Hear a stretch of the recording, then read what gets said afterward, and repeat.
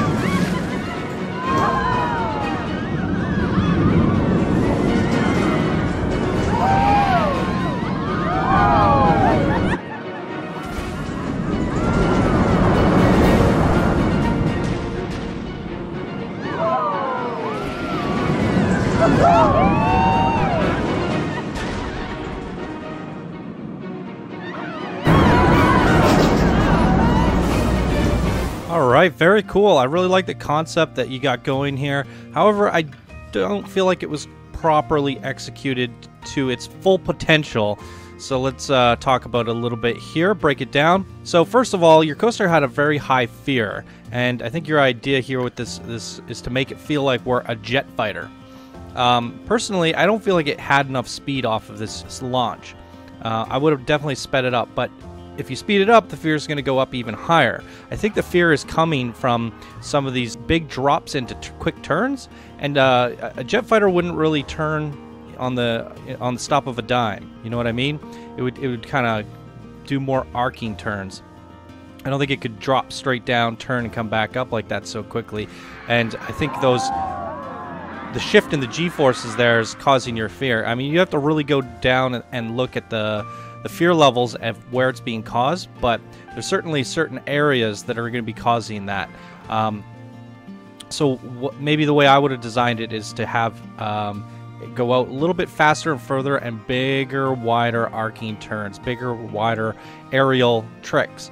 I like this concept. I think what it's doing is too tight. It's all compacted a little bit too close for jet fighter maneuvers. These inversions need to be much larger. These turns need to be longer. Everything is just too fast, and I think that's where you're getting a lot of your fear from.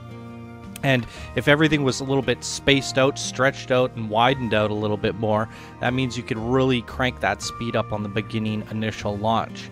So in terms of your coaster design, I think it could use some work there. Now aesthetically, you know, it does feel like kind of like a unthemed coaster in some senses. It's just a coaster built on water. We do have this boarding station here, which is quite nice, and we have this little tiny section of a city. However, we go through there so quickly, one inversion and we're out.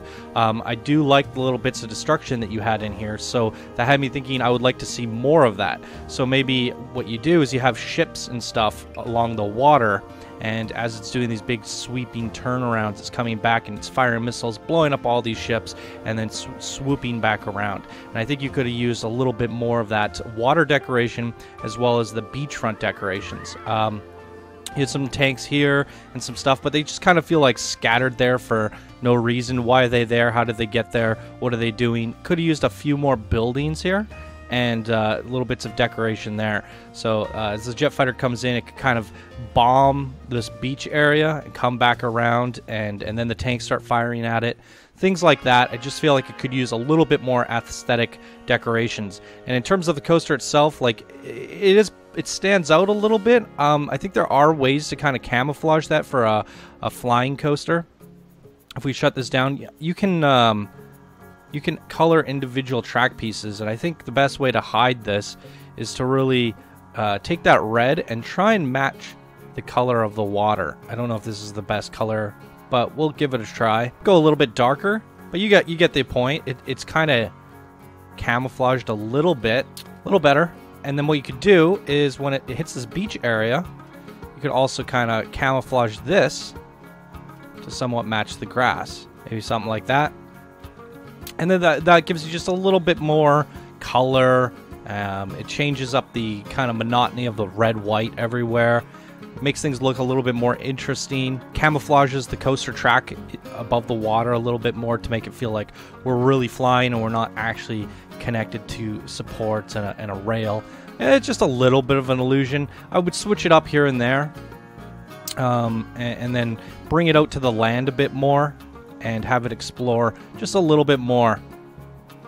But I definitely love this concept of a jet fighter flying around, blowing things up, and I would have liked to see a little bit more of that action, as this could really do with some action, some afterburner action, shooting missiles, rockets, and we did have a little bit of it. I'm just kind of feeling like I wanted a little bit more, as well as the slight improvements to the kind of the aerial moves that the jet fighter would be doing. But I still think it stands pretty strong as a submission. I think you got some really good details here. Love the ship, love this composition on the beach here, and this little city looks great as well. Overall, it's a pretty strong submission for the builder bracket, so really good job there, Ruckus. All right, everyone, if you guys want to vote and decide what your favorite creation is for the video game coaster contest, you could do so by keeping an eye on the community tab. At the end of every bracket, we will have a voting form. Boom, and there you go, everyone. That's going to do it for this episode of Coaster Spotlight. If you enjoyed, please be sure to smash that like button. If you're new to the channel, subscribe for more daily Planet Coaster videos. And if you'd like to support the show, you could do so by becoming a patron. All right, everyone, thank you so much for watching. Hope you all have a great day, and we'll see you in the next contest entry. Bye now.